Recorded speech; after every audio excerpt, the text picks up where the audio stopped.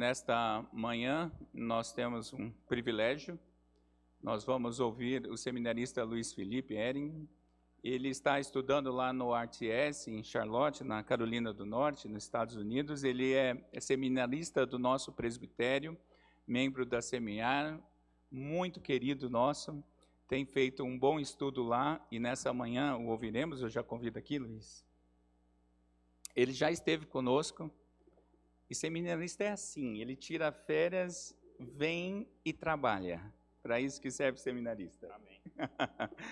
É uma alegria tê-lo aqui, Luiz, conosco. Eu quero orar por você e por nós também. E eu costumo dizer que nós devemos ouvir a palavra de Deus, com qualquer homem que passe por aqui, sempre ouvir a palavra de Deus em oração, clamando que o Espírito seja Ele e tão somente Ele que fale conosco. Vamos orar. Ó Deus, estamos aqui agora nessa santa expectativa de ouvirmos tão somente a Tua voz. Ouvirmos do Senhor a Tua santa palavra, a Tua vontade para as nossas vidas, de tal forma que sejamos animados, corrigidos naquilo que necessitamos e transformados, feitos à imagem de Cristo Jesus, o nosso Senhor. Para isso precisamos, ó Deus, que o Senhor use teu servo, Luiz Felipe, com poder, com autoridade tua. Te pedimos isso, faz isso nessa manhã, Senhor. Nós assim esperamos, nós assim oramos, em nome de Jesus. Amém. Prega a palavra, meu irmão.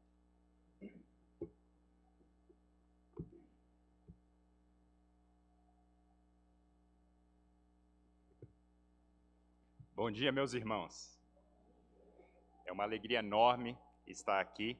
Agradeço à pessoa do Silvio Bis a oportunidade de estar aqui novamente nessa igreja que eu amo tanto, nessa igreja que eu conheço desde os primeiros dias dela.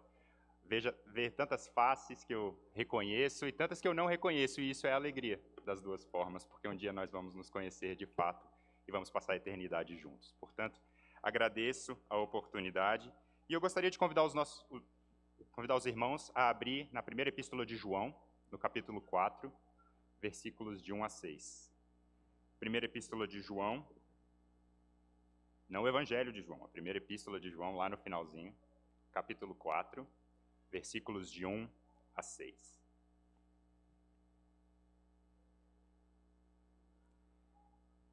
Diz assim a palavra de Deus: Amados, não deis crédito a qualquer espírito, antes provai os espíritos, se procedem de Deus.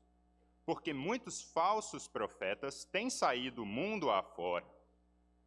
Nisso reconheceis o Espírito de Deus. Todo espírito que confessa a Jesus Cristo, todo espírito que confessa que Jesus Cristo veio em carne, é de Deus. E todo espírito que não confessa Jesus não procede de Deus. Pelo contrário, este é o espírito do anticristo, a respeito do qual tendes ouvido que vem e presentemente já está no mundo. Filhinhos, vós sois de Deus e tendes vencido os falsos profetas, porque maior é aquele que está em vós do que aquele que está no mundo. Eles procedem do mundo, por essa razão falam da parte do mundo e o mundo os ouve. Nós somos de Deus. Aquele que conhece a Deus nos ouve, e aquele que não é da parte de Deus não nos ouve. Nisso reconhecemos o espírito da verdade e o espírito do erro. Orem comigo. Fala, ó Senhor. Pai, pela obra do Espírito Santo, ilumina os nossos corações para ouvirmos a sua voz por meio da sua palavra. Prepara as nossas almas e nos conceda discernimento e sabedoria. Pai, alicerce os nossos corações na segurança do nosso pertencimento, que possamos conhecer e estar firmados na verdade. Jesus, no nome de quem oramos. Amém. Você não deveria acreditar em tudo que você ouve. Excelente maneira do seminarista começar o seu sermão, né? Você não deveria acreditar em tudo o que você ouve. Você deveria ser cuidadoso para procurar saber a verdade.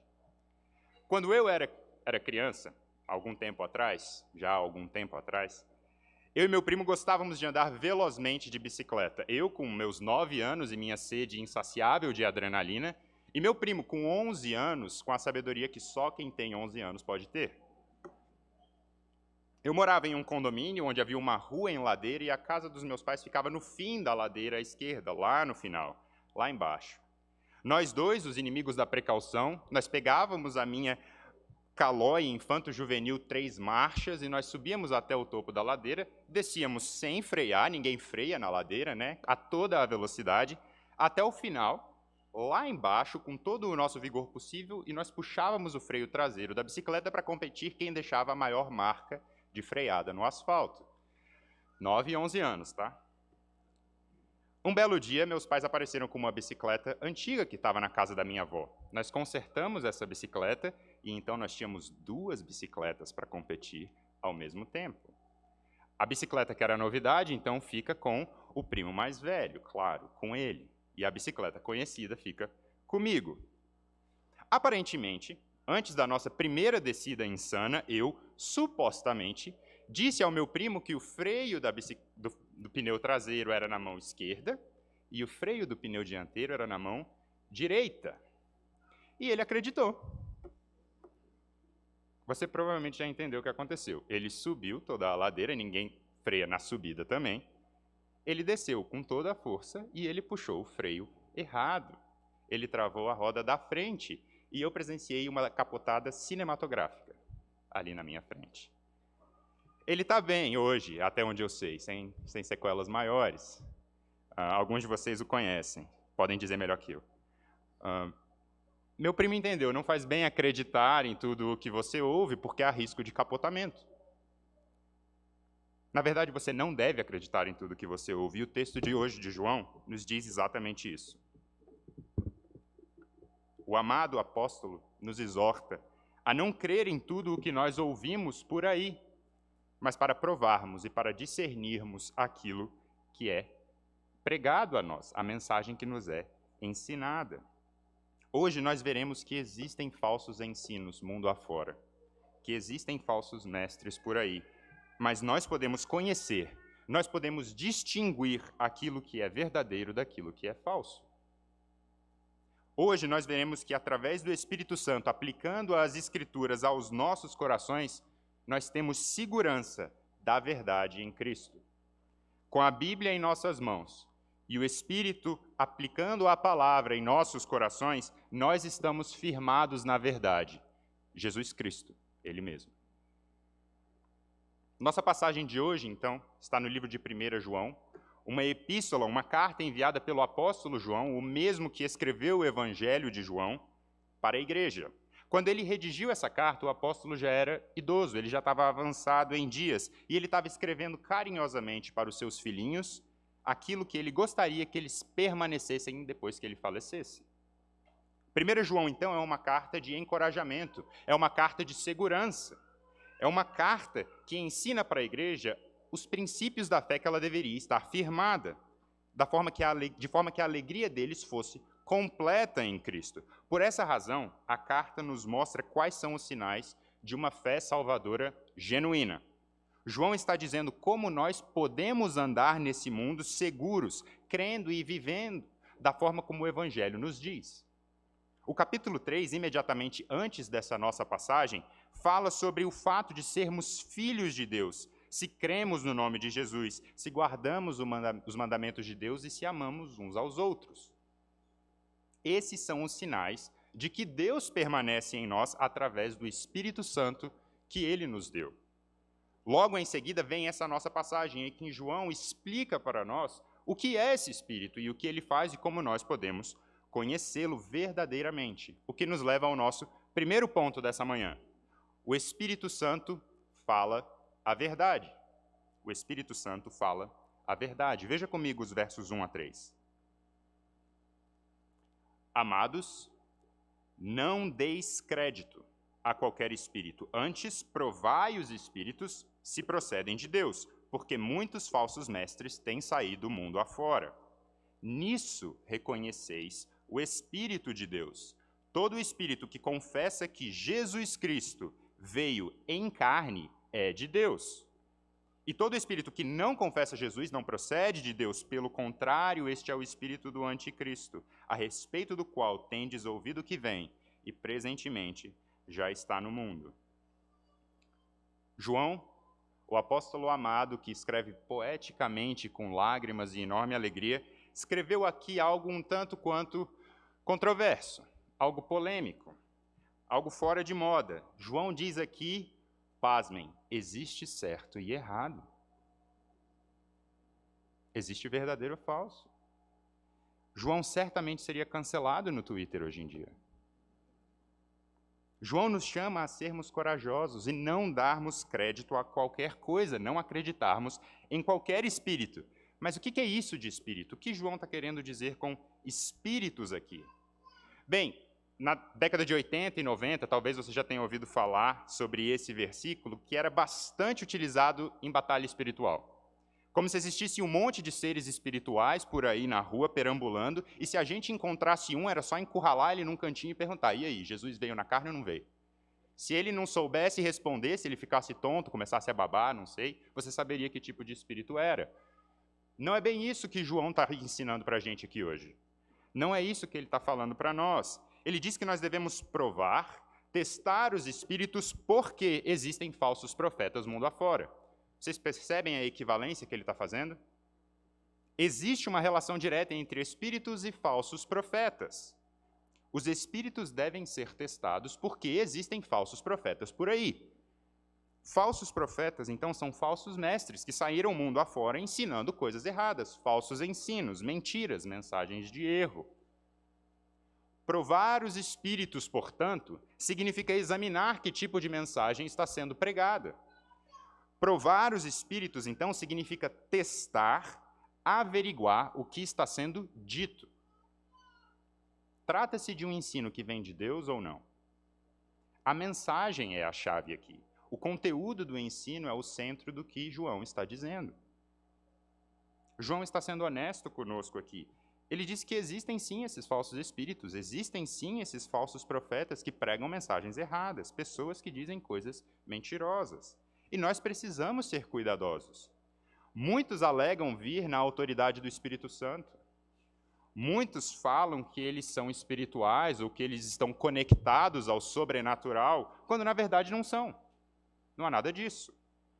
Vejam que esse alerta não é exclusivo de João. Jesus nos disse a mesma coisa em Mateus 24, 11 e 12, quando ele afirma que muitos falsos mestres se levantariam e enganariam a muitos, e por se multiplicar a iniquidade, o amor se esfriaria de quase todos. Jesus disse a mesma coisa.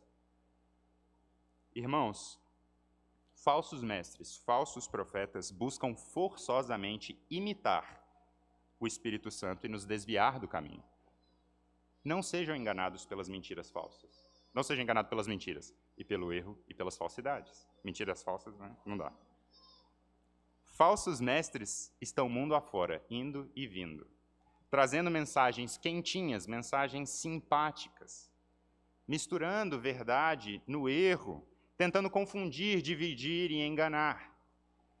Igreja, nós não devemos ficar surpresos com o fato deles existirem ou os falsos ensinos aparecerem. Nem todos os que vêm no nome do Senhor, de fato, são de Deus. É isso que João nos diz. Apenas porque alguém se auto-intitula e se autodeclara espiritual ou cheio do Espírito Santo, isso não significa que ele de fato é. Por essa razão, João nos entregou 2 imperativos aqui. João nos deu 2 comandos no texto. Primeiro, não deis crédito. Não acreditem em tudo que vocês ouvirem. E 2, provai, testem, examinem o que vocês ouviram para ver se vem de Deus ou não. Isso é um mandamento para você, é um comando. Não importa quem esteja falando, não importa o que esteja falando, não importa o tipo de espírito. Examinem, testem, provem. Está tudo bem, igreja, tomar cuidado com o que você ouve. Não tem problema. Você pode, você deve. Na nossa era da abundância da informação e do pluralismo máximo, isso pode soar estranho, porque existem muitas vozes mundo afora e ao alcance dos dedos. Precisamos lembrar desse texto e sermos cautelosos, porque existe certo e errado, verdade e mentira. Jovens, cuidado no TikTok e no YouTube, as pessoas não são tão inocentes quanto parecem. Adultos, cuidado com o que está enchendo a sua mente e a sua visão de mundo. Se a sua percepção, se a sua visão de mundo é mais moldada pelo seu feed no Instagram ou pelo seu grupo de WhatsApp favorito do que pela Escritura, você está em problema. Você está correndo perigo. Irmãos, mesmo na igreja, muitos falsos ensinos vêm com frases certinhas, vêm com um vocabulário bonitinho, vêm com talvez uma atitude até piedosa, cheia de jargão, irmão. Mas as ideias são opostas à Bíblia. Cuidado! Não se esqueçam que todas as heresias da história tinham versículos de prova. João nos chama hoje a discernir a verdade. Líderes da Igreja Presbiteriana Redenção, protejam o rebanho de Deus. Não baixem a guarda, existem falsos ensinos ao redor de vocês, e vocês estão em uma posição em que esse chamado é particularmente importante. Permaneçam no que vocês receberam, naquilo que é puro, justo, bom e verdadeiro. Igreja, ore pelos seus líderes, ore pelo coração deles, ore pela mente deles. Ore para que eles permaneçam firmes, para que eles permaneçam fiéis, protegendo o rebanho. Ao mesmo tempo, vocês, cada um de vocês é chamado pessoalmente ao discernimento. Cada um de vocês é chamado a não acreditarem em qualquer coisa que vocês ouvirem. Vocês são chamados a não serem agitados por toda sorte de vento de doutrina. Vocês são chamados a pensar criticamente, ou melhor, vocês são chamados a pensar biblicamente. Essa é a maneira que João nos mostra como devemos exercer o nosso discernimento. Devemos pensar biblicamente, porque nós temos um guia seguro, nós temos uma fonte límpida, nós temos uma luz para o nosso caminho, que é a Escritura. Nós podemos saber a verdade, nós podemos conhecer aquilo que é real, nós genuinamente podemos saber se vem do Espírito de Deus ou não, e João nos dá um teste para isso. João nos dá um teste nos versos 2 e 3, aí na sua frente. João nos dá um teste, e o teste é focado em examinar o conteúdo da mensagem. O que essa mensagem diz sobre Jesus? João nos dá um teste doutrinário. João nos dá um teste cristológico, então doutrina importa, meu irmão. Ele diz o seguinte: todo o ensino que confessa que Jesus é o Cristo que veio em carne é de Deus. Todo o ensino que confessa que Jesus é o Cristo que veio em carne é de Deus. Nós devemos examinar o conteúdo da mensagem, porque toda a mensagem tem um conteúdo. Toda a mensagem diz alguma coisa. E nós podemos reconhecer o Espírito Santo porque nós sabemos o conteúdo da mensagem do Espírito Santo. Nós conhecemos o que ele diz, e a mensagem do Espírito Santo possui um conteúdo distinto, um conteúdo cristocêntrico, um conteúdo centrado em Jesus. Esse é o mesmo tipo de teste que Paulo nos deu em 1 Coríntios 12, 3, quando ele diz: por isso vos faço compreender que ninguém que fala pelo Espírito de Deus afirma anátema Jesus. Por outro lado, ninguém pode dizer Senhor Jesus, senão pelo Espírito Santo. O teste de João é muito parecido com o teste de Paulo. Há uma unidade no ensino apostólico aqui. E o teste de João é um teste doutrinário que possui 3 elementos. Jesus é o Cristo, Jesus veio em carne e Jesus veio. Primeiro elemento desse teste afirma que o Espírito Santo proclama uma mensagem que anuncia Jesus como divino, como o Filho de Deus, como o próprio Cristo. Jesus é o Messias prometido. Essa é a mesma mensagem que o Espírito Santo anuncia em todas as páginas do Antigo Testamento. Desde a aurora da criação, o Espírito anuncia essa mesma realidade, a realidade de que Deus providenciará um Messias, de que Deus levantará um Messias, levantará o ungido do Senhor, a semente santa que esmagará a cabeça da serpente e que levará os nossos pecados para longe. Deus cumpriu essa promessa. Deus enviou a segunda pessoa da Trindade, plenamente Deus, sem pecado, justo e bom, e seu nome é Jesus Cristo, e nele você pode confiar. Jesus é Deus. Segundo elemento, Jesus veio em carne. Jesus é homem. Esse Messias, o Cordeiro de Deus, que tira o pecado do mundo, é o Nazareno, o bebê nascido da Virgem Maria, um homem que andou nas terras da Galileia e entrou pelas portas de Jerusalém no primeiro século. Um homem que foi assassinado sob o poder de Pôncio Pilatos naquela cruz áspera.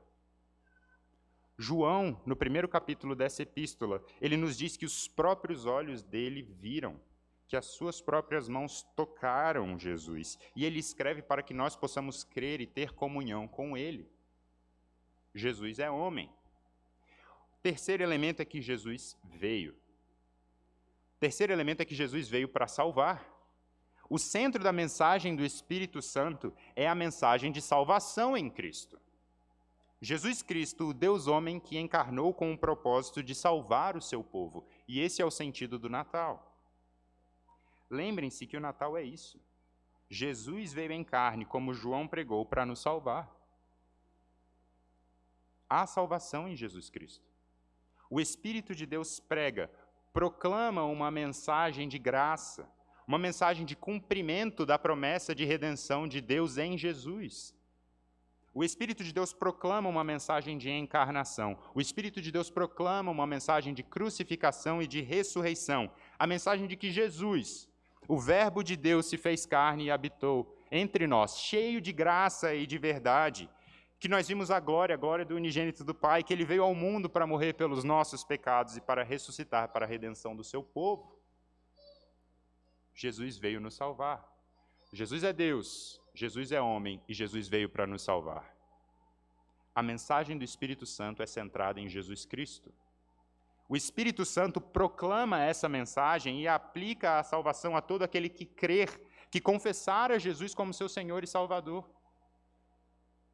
Toda e qualquer mensagem que ofusca, toda e qualquer mensagem que tergiversa, toda e qualquer mensagem que embaça essas realidades, toda e qualquer mensagem que aponta para qualquer outra direção que não a Cristo, não é uma mensagem do Espírito Santo, mas é uma mensagem de erro, é uma mensagem mentirosa. A mensagem do Espírito é centrada em Jesus Cristo. No período em que João escreveu, um dos principais falsos ensinos que ameaçavam a igreja chamava-se docetismo. Esses falsos profetas ensinavam que Jesus não veio em carne de verdade. Ele veio como alguém que meramente parecia um ser humano. Ele tinha a aparência de homem, mas ele era meio que um holograma, meio que uma nuvem, meio que um espírito de luz. Um negócio estranho. Meio que era uma impressão. Então ele não era gente que nem a gente, sabe? Ele não era que nem, como diz os jovens, ele não era que nem nós. Ele não tinha encarnado de fato, ele não tinha então morrido, e ele não poderia ter ressuscitado. Portanto, ele não poderia nos representar ou nos salvar, realmente. O que importava então era o seu exemplo, os seus ensinamentos e a sua sabedoria elevada desse espírito de luz. Não é suficiente. Hoje, uma das principais mensagens que ameaçam a igreja é o nosso materialismo. Alma, salvação e pecado são conceitos vazios. Nós vivemos em um Tupperware cósmico em que tudo embaixo da tampa é só o que faz sentido através dos nossos sentidos. Se eu não consigo perceber, então não faz sentido. Logo, Jesus se torna irrelevante, porque ele pode até ter sido alguém simpático, um cara gente fina, sabe? Um cara que falou uns negócios bem legais, com uma ética assim impecável. Mas você não acha que ele é realmente Deus, né, bobinho? Deus e Messias? Bom, são dois conceitos meio sem sentido. E ele vir ao mundo, esse negócio de Natal que vocês crentes falam, isso é meio que o acaso, não é não? Aconteceu, podia não acontecer, aconteceu. Ressurreição, então, é puro folclore. Primeiro, porque é impossível. Segundo, porque se aconteceu, não importa muito, né? O que importa é se eu experimento a mensagem de ressurreição no meu coração, e se eu experimento isso, eu tenho uma experiência religiosa válida, porque eu experimento aqui e é isso tudo o que importa. Não é suficiente. Mesmo esses dois caminhos estando separados pelo tempo, por tantos séculos, João nos diz que esses dois ensinos estão na mesma categoria. Existem apenas dois tipos de mensagem nesse mundo, a mensagem de Deus e a mensagem do anticristo. É o que o texto diz. E tanto o docetismo quanto o materialismo estão na segunda categoria. Existem tantas mensagens quanto pessoas nesse mundo, mas dois tipos apenas: a mensagem de Deus e a mensagem dos inimigos de Deus. E nesse entroncamento na estrada, Jesus Cristo é a pedra que todo coração rebelde tropeça. A mensagem do anticristo já está no mundo, mas não temam. Nós estamos preparados para reconhecer e resistir. E fazemos isso no poder do Espírito Santo, porque ele nos diz a verdade. O que nos leva ao nosso segundo e último ponto de hoje. O Espírito Santo nos assegura que pertencemos a Deus. O Espírito Santo nos assegura que pertencemos a Deus. Vejam comigo nos versículos 4 a 6. Filhinhos, vós sois de Deus, e tendes vencido os falsos profetas, porque maior é aquele que está em vós do que aquele que está no mundo. Eles procedem do mundo, por essa razão falam da parte do mundo, e o mundo os ouve. Nós somos de Deus. Aquele que conhece a Deus nos ouve, e aquele que não é da parte de Deus não nos ouve. Nisso reconhecemos o espírito da verdade e o espírito do erro. Vejam o contexto em que nós exercemos discernimento. João afirma que nós somos de Deus, nós somos o povo de Deus. Nós pertencemos a Deus e Deus é conosco nessa tarefa de examinar os espíritos. Ele é conosco nesse comando. Nós dependemos de Deus para discernir e entender tudo o que está à nossa volta. João está dizendo que não cabe a nós provar os espíritos independentemente, sozinhos, na força do nosso braço. Todo o nosso conhecimento, toda a nossa teologia é feita diante de Deus. É feita perante Deus. É feita na dependência de Deus, porque nele nós pensamos, movemos e existimos. Nós dependemos de Deus até para o nosso discernimento.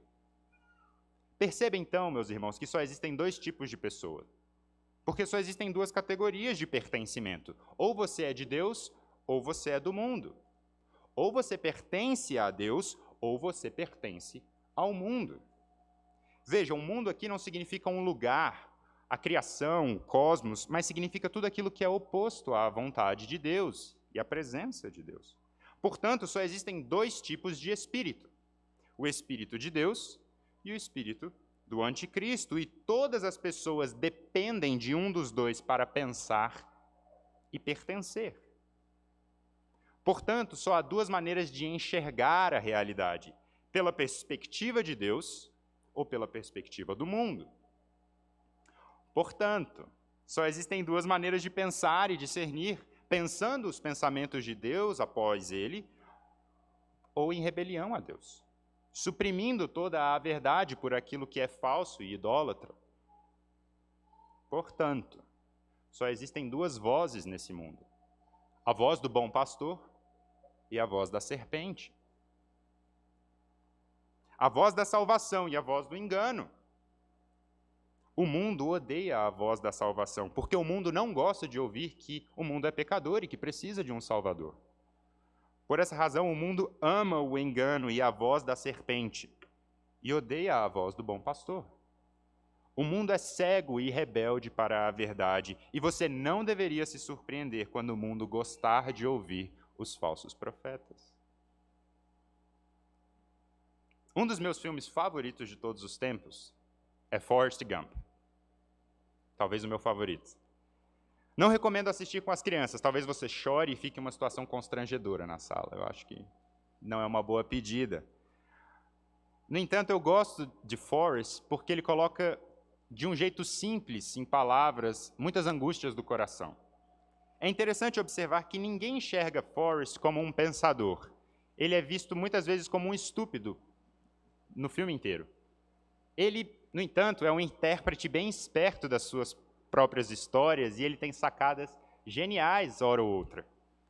Uma das suas frases brilhantes no filme, para mim, pelo menos na minha opinião, é a seguinte: a estupidez é o que a estupidez faz. Muitas vezes falam para ele: você é estúpido, Forrest, e ele responde: a estupidez é o que a estupidez faz. É verdade, porque nós devemos julgar as coisas pelas ações e pelas palavras e não somente pela aparência. A aparência pode enganar, mas os frutos não mentem. Muitos ensinos, muitas mensagens podem ter uma aparência bem bonitinha. Podem vir até com um lacinho de fita. Mas os frutos não mentem. O mundo é o que o mundo faz. O mundo ama a voz da serpente e segue a voz da serpente e imita a serpente. Pode ser que a aparência engane, mas o fim dele será conforme as suas obras. Não se surpreendam com pessoas amando, com pessoas ouvindo, com pessoas vivendo mensagens falsas. Todo mundo depende de quem pertence. Você pertence a quem? Você pertence a quem? Pode ser que você tenha vindo hoje aqui pela primeira vez e você acredita que você não pertence a ninguém senão você mesmo.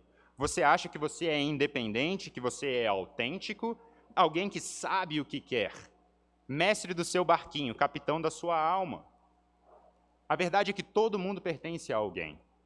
Quando o dia escuro chegar, quando o coração apertar, quando o mar se revoltar e as ondas te derem pavor, quando o mundo ficar de cabeça para baixo e você perceber que não tem mais saída, você vai querer ouvir a voz de alguém. Você vai buscar auxílio e segurança em algum lugar. E eu te chamo hoje a ouvir a voz de Jesus. Eu te chamo hoje a ouvir a voz do nosso porto seguro, do nosso castelo forte, da nossa rocha eterna, Jesus, o nosso bom pastor. Jesus, o nosso bom pastor que fala conosco através da Bíblia, e eu te chamo hoje a ser firmado na verdade. Igreja, todo mundo está ouvindo alguma coisa. O mundo ouve o mundo, por isso não se enganem. Um enorme número de seguidores não é necessariamente sinal da obra do Espírito Santo. Popularidade não é sinônimo de bênção. Onde quer que exista um falso ensino, ali haverá seguidores. Eles procedem do mundo e o mundo os ouve. Lembre-se que todas as heresias da história também tinham seus discípulos. Números não são medida de fidelidade.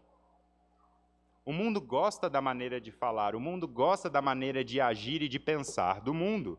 Cuidado com o que você está seguindo, cuidado com o que você está parecendo.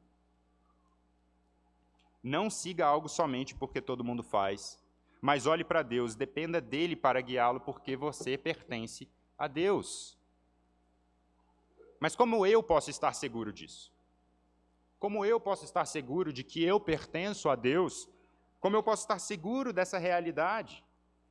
Nós podemos estar seguros de que pertencemos a Deus, porque o Espírito Santo transforma corações, ele pode transformar o seu. Quando João escreve sobre confessarmos Jesus Cristo vindo em carne, ele não significa meramente uma disposição cognitiva.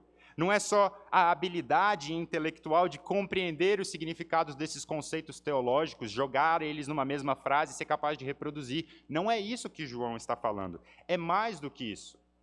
Confessar significa fazer uma profissão de fé. É um coração profundamente comprometido, não apenas em entender, mas em depender, descansar e viver firmado nessa verdade. É acreditar, é ter a vida completamente dependente disso. João está escrevendo sobre um coração completamente refeito, um coração refeito para viver uma nova vida, um coração salvo que não confia em si mesmo, mas declara que aquilo que Deus diz é verdadeiro. Não aquilo que eu digo, mas aquilo que Deus diz. Um coração só pode fazer essa confissão por meio do poder do Espírito Santo. E essa profissão de fé requer arrependimento, requer submissão, requer amar a Deus e servir, requer ter a mente de Cristo, requer ter ouvidos para ouvir a voz do bom pastor que dá a sua vida por suas ovelhas. E as suas ovelhas ouvem a sua voz e vão até ele, como nós lemos hoje mais cedo em João 10. Podemos ouvir a sua voz porque somos as suas ovelhas e pertencemos a ele. Um coração transformado não ouve a voz de um estranho. As ovelhas não escutam um a outro, senão a Jesus, porque ele nos conhece e nós o conhecemos. Um coração transformado queima ao ouvir a voz do Senhor, tal como os discípulos no caminho de Emaús. A voz do Senhor ressoa nos nossos ouvidos e queima o nosso coração, e nós o reconhecemos. Nós temos completa segurança em pertencer a Deus, porque somente podemos confessar a Jesus como Cristo, como nosso Senhor e Salvador, tendo um coração transformado pelo Espírito Santo da morte para a vida. Se nos arrependemos, se obedecemos os mandamentos de Deus, se o adoramos em espírito e em verdade, se amamos a Cristo, tudo isso é evidência da obra do Espírito Santo. Isso é a obra do Espírito Santo. Nós podemos estar seguros, nós podemos estar firmados na verdade, porque o Espírito Santo nos guardará. Sim, ele nos guardará em perseverança. Ele habita em nós e é o Espírito de Cristo, nosso pastor. Por isso, aquele que está em nós é maior do que aquele que está no mundo. A igreja já é vitoriosa, ela já venceu os falsos ensinos, porque o Espírito Santo fala pela sua palavra e testifica em nossos corações a verdade. Nós não precisamos temer. Jesus já venceu o mundo e os falsos profetas. Lembrem-se do que Jesus disse. Eu disse essas coisas para que vocês tenham paz em mim. Neste mundo vocês terão aflições, mas têm de bom ânimo. Eu venci o mundo. Nossa vitória é certa porque Cristo já venceu o mundo e seus falsos profetas, e o Espírito de Cristo aplica em nossos corações a segurança de que pertencemos a Deus. Esse mesmo Deus se revela a nós em sua palavra. Nossa vitória é certa porque Deus escreveu. Ele já escreveu. Esse Espírito Santo que trabalha em nossos corações é o mesmo Deus que inspirou essa sua santa palavra, a fonte de toda a verdade. Igreja, o Espírito Santo é uma realidade objetiva, ele é uma pessoa, ele é a terceira pessoa da Trindade e ele não pode se contradizer. Ele mesmo disse isso em Números 23, 19, quando ele disse que Deus não é homem para que minta, nem filho do homem para que se arrependa. Porventura, tendo ele dito, não o fará, ou havendo falado, não o cumprirá. O Espírito Santo escreveu isso nas Escrituras e ele fala isso a nós por meio desse livro e ele ilumina os nossos corações para entender essa verdade. Essa é a obra do Espírito Santo, uma obra de clareza. Se ele escreveu, por que ele não usaria? Se ele prometeu, por que ele não faria? Está escrito, meus irmãos. A mensagem do Espírito Santo, a mensagem que o Espírito Santo confirma é a mensagem apostólica que nós lemos. O Espírito Santo aplica em nosso coração o ensino dos apóstolos, plantando em nós a verdade. O Espírito Santo não traz confusão, mas clareza na Escritura. O Espírito Santo nos ensina a verdade através do seu santo livro. E Jesus mesmo declarou que o Espírito Santo faria isso em João 14, quando ele disse que o Consolador, o Espírito Santo que o Pai enviará em meu nome, esse vos ensinará todas as coisas e vos fará lembrar de tudo o que tenho dito. Portanto, meus irmãos, a mensagem do Espírito Santo é a palavra de Deus. A mensagem do Espírito Santo é a verdade da palavra de Deus, é o verbo de Deus. O Espírito Santo ilumina os nossos corações para ouvirmos o próprio Deus em sua palavra. O Espírito Santo nos dá olhos para ver a glória de Deus. Nós podemos ter confiança para viver aqui nesse mundo, porque esse mesmo Espírito Santo que João nos disse, esse é maior do que aquele que está no mundo. Nós temos ouvidos para ouvir a voz do bom pastor e corações para amar a Jesus Cristo de verdade. Com a Bíblia na mão e o Espírito em nossos corações, nós estamos firmados na verdade que é o próprio Cristo Jesus. A verdade encarnada, Cristo a quem pertencemos. Pelo Espírito estamos seguros de que pertencemos a Deus e de que sabemos o que Deus nos diz. Pelo Espírito podemos conhecer a verdade. Podemos conhecer o próprio Deus, e a vida eterna é essa: que te conheçam a ti, o único Deus verdadeiro, e a Jesus Cristo a quem enviaste. Oremos. Senhor, oramos com corações gratos, porque estamos seguros nas tuas mãos. Nós podemos saber o que é certo e errado, verdadeiro ou falso, pela tua palavra. Mas ainda podemos conhecer pessoalmente o Senhor, o único Deus verdadeiro, e isso é vida eterna. Nós pertencemos ao Senhor, nós reconhecemos a tua voz.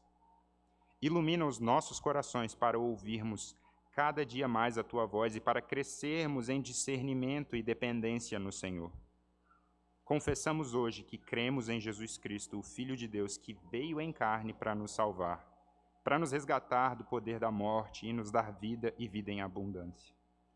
Pai, pelo teu Santo Espírito, plante em nós a tua verdade. Recria-nos conforme a imagem de Cristo. Ensina-nos a te obedecer humildemente. Renova as nossas mentes para que possamos compreender os teus planos, descansar no teu puro amor e andar na tua santa luz. Firma-nos, Senhor, na tua verdade. Verdade esta que permanece desde os tempos eternos, desde a aurora da criação. No nome de Jesus em que oramos. Amém.